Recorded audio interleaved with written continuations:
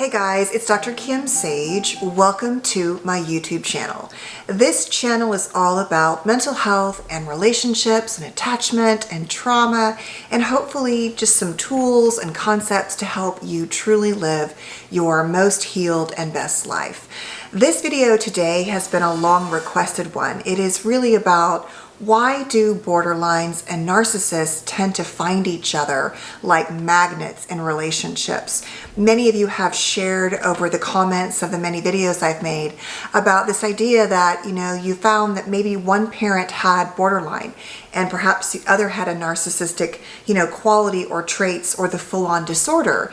And why would that be? Because at the core, it really is an oil and water situation, but the flip side is it's often a very magnetized, drawing to one another in the beginning. And so why does that happen? What are the issues? All of that will be discussed today. Before I get started though, please consider subscribing and clicking the bell, and that way you'll get notified when I post new videos. Also, please feel free to check out my content on TikTok, which is quite a bit different. It's more very small mental health related, content that I'm trying to grow and share, and I hope you will also find that information helpful. So either way, thank you so much for watching and sharing your thoughts. Please don't forget to to share feedback and ideas and suggestions and just your own experiences if you feel comfortable doing so. Okay, so let's just get to the root of the borderline and narcissist attractive dynamic, right? Or attraction dynamic, I should say. So when we think about sort of what are the qualities of a narcissist, we're talking about, and I'm talking about your classic sort of form here, not the very different subtypes, but in general, we have a lack of empathy. We have grandiose sort of sense of self, right? Feeling like they are better than others, oftentimes driven clearly by a very low sense of self inside, but that is masked behind the mask that the narcissist wears. We can see a more victim type mentality, like no one sees how great I am. And so that can be a little more, harder to understand and diagnose if you don't see this parent as your classic or partner or, whoever this person is, over the top narcissist. But it really is a very wounded and defended way of being in the world. And at the core, you might also see rage or anger or punishment. You're going to see really a true lack of ability to mirror others, to have true empathy. As I always talk about, there's the narcissist and the mirror, and it's really, there's not much else going on there. Now, when we think about a borderline, we're thinking more about fears of rejection and abandonment and wanting to be loved. And yes, borderlines also have often that very deeply wounded sense of self, if they have sense of self. Sometimes it can be very fluctuating and changing. But at the core, they really have a difficult time navigating emotions, navigating relationships, navigating sense of self. And often there's a lot of chaos going on for borderlines. Now, of course, it really does matter, do you have the traits or the disorder? Are you in treatment or not? So I'm talking about generally untreated situations, as I'm going to describe in this scenario, right? So the core of a narcissist is really lack of empathy, difficulty with attunement, oftentimes coming across very confident on the outside, but deeply inside feeling very much less than, although many of them have a hard time even connecting to that. And they think they're fine. They often don't come to therapy, right? Now remember also for narcissists that we are still trying to understand how much of narcissism comes from a biological component, but we do know that environment also for sure at this point, we do know that that can help definitely create the qualities of narcissism in children. And the problem I have with all the current content on narcissists is that we bash on them culturally so much, but often really fail to understand that the core of this wound is often a childhood where there was a lack of mirroring, where there was perhaps a lot of achievement and or what we call the classic avoidant attachment dynamic, where the child's needs and mirroring and attunement, all of that is dismissed. And the child experiences that as rejection, right? And so the child often deactivates their attachment needs in order to survive. And they often get rewarded for their achievements. And many narcissists are very successful. Now keep that in mind, that sort of needing to be autonomous and feeling like very confident and secure and having it all together is going to be very attractive for borderlines, because a borderline, oftentimes, we do know now there is a very strong biological component in addition to often environmental and traumatic components, but they're often looking for that. They're looking for a holding environment.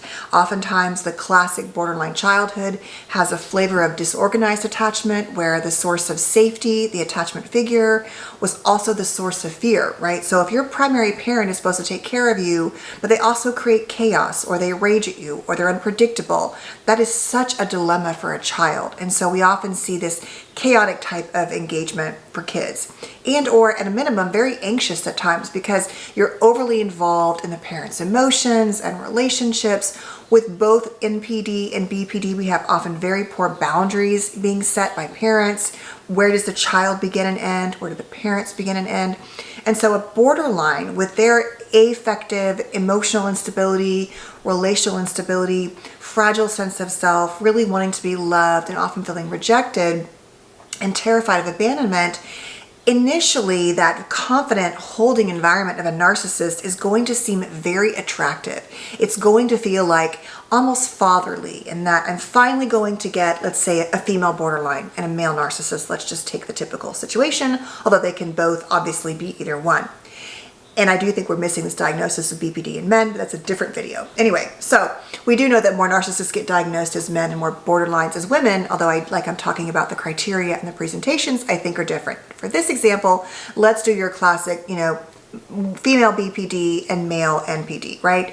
So the female BPD is going to see that, wow, I can really be finally cared for, and this person has like security. They have it all together. They're not afraid or insecure. They know how to handle dinner reservations or booking a trip, or they just sparkle with confidence. And that initially feels so needed and so longed for, to finally have this secure, what appears to be secure attachment. Now, the next thing is both of them are very much limited in their intimacy and relational skill capacity, right? And so there's a lot of talk and theory about, and I think this is true, that you can only go so far in your partners given each of your ranges and ability with intimacy and relationship skills, right? So if I'm super healthy, and generally speaking, not perfect, but I'm pretty healthy in terms of my own childhood and attachment, and I come across a narcissist or a borderline, at some point that's going to play out, and it's probably more likely, even if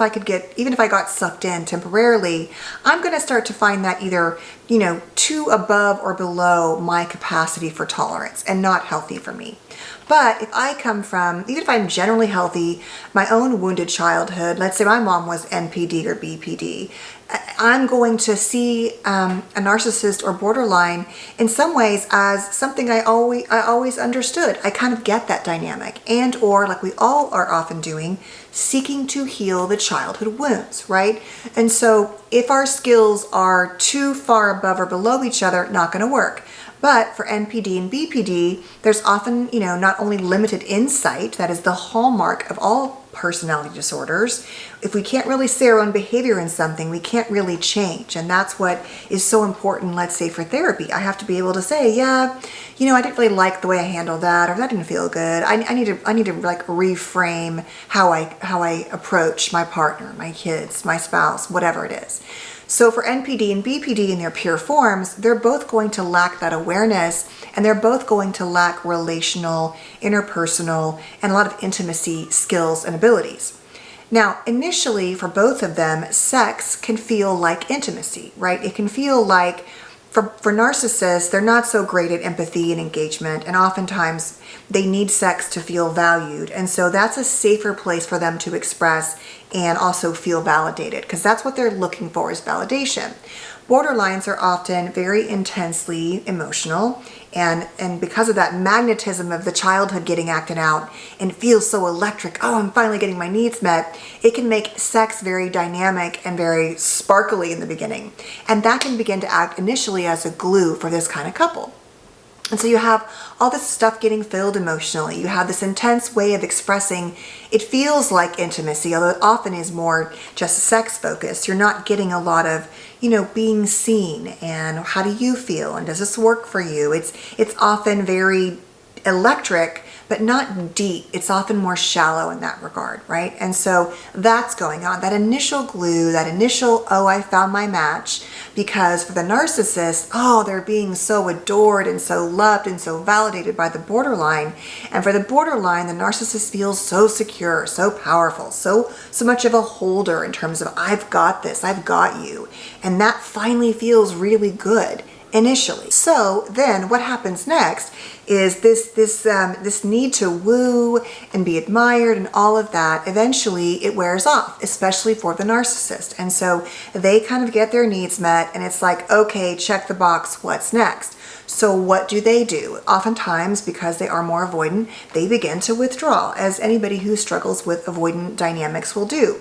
Now remember, we're doing that when we're avoidant to protect ourselves, but the narcissist is also seeking the next like buzz or electric validation relationship. And so they have to always be getting their hit in that way. And also the borderline may become more clingy, more needy, and all of that is going to start to push against one another's needs for attachment wound healing and relationships. And so the narcissist will withdraw. And when you have a certain kind of attachment style, what makes you dive in even faster is feeling like the person doesn't want you, right? It's the classic game playing. And so that initially will often make the borderline lean in further, feeling so rejected, feeling so wounded. And oftentimes, because borderlines like to please initially, they want to be in relationships, especially when they're trying to avoid abandonment, they're going to try to meld themselves around what that narcissist wants. And it becomes this sort of dance of engagement and disengagement, right? Avoidance and then not avoidance. It's this dance that starts to occur.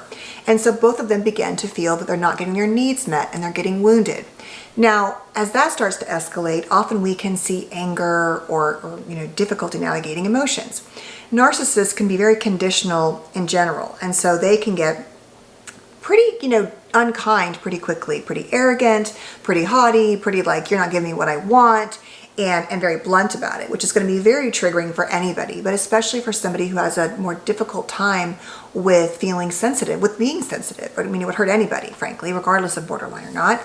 And so what happens is that creates this oftentimes very volatile relationship, right? It's either like electric sexual connection or it's volatile and crazy making. And or the narcissist, which I've seen this too, and especially in fathers, is he just never really engages. He just starts to shut out the chaos of the borderline. And oh, your mom's crazy and I'm going to get my needs met, especially in families where divorce is not an option. And so you can see that too, where he just sort of moves on. Infidelity is very common for both of these, but especially for narcissists, because in their mind, they're entitled to have affairs, right? Well, she's not giving me what I need, or he's not giving me what I need, so I'm going to go get this somewhere else. Now, most people don't leave the marriages in many cases, right? So this can go on for a long time. But what happens is the arguments begin to increase and that volatility gets worse. And so a narcissist with their rage can obviously be dangerous and cruel and hurtful.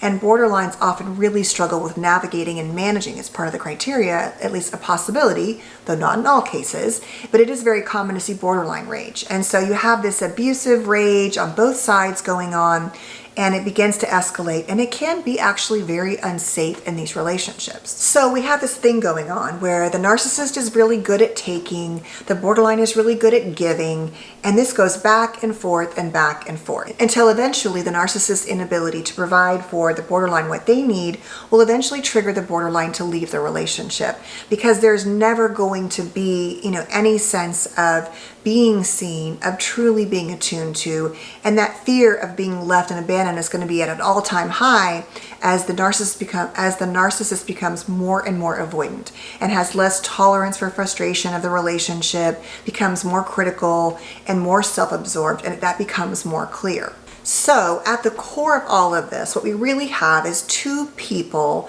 trying to heal their attachment wounds.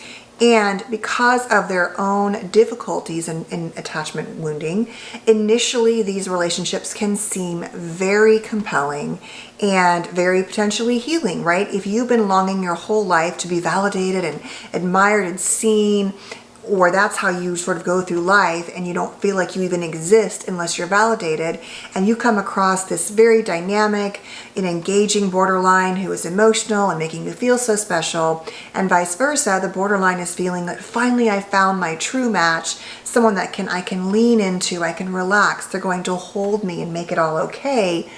We have a very, toxic situation in the beginning because it doesn't look that way. And then we have this glue going on with each of, those disorders meeting each other's needs, whether it's through sex or oftentimes we see substance abuse, either separately or together. And all of that can act as a glue. Even the sort of crazy making toxicity of the relationship where neither one is getting their needs met, well, if you think about their childhoods, that was often also occurring. And so it can really be difficult to disengage, especially for those who struggle with borderline, because at the core, they are so relationally driven. And because narcissists in the true form are going to have no problem being so cut and dried and black and white wounding, you really have a situation that is just a matter of time before it ends.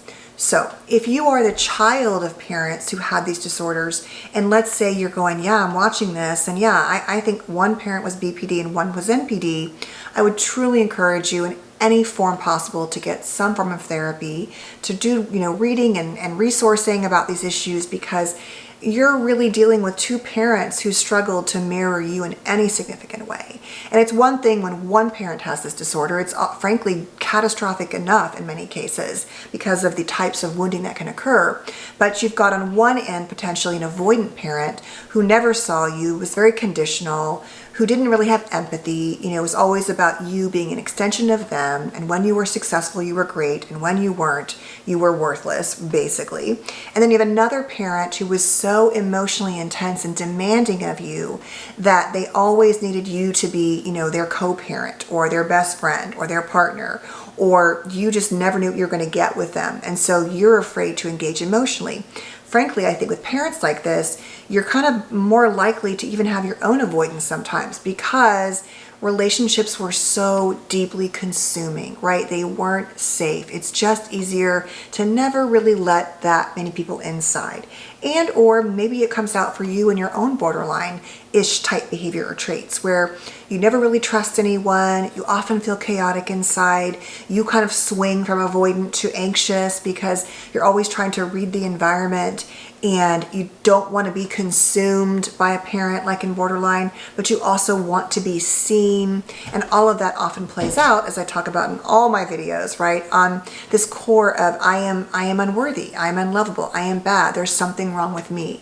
Either I wasn't seen and never validated for my own sense of self, and I'm a human, doing, not a human being, as I've said, and I hear people talk about, and or I am just an extension of the parent's emotional, relational chaos. And so there's not ever been a part of me that wasn't sucked into that vortex. And so it makes my own emotional regulation difficult. So whatever it is, I hope you will. Please feel free, if you feel safe enough, to share your thoughts and ideas.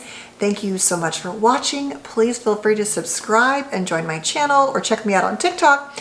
And please feel free to post your questions and thoughts. Thanks so much. Please stay safe and well, and I'll see you soon. Take care.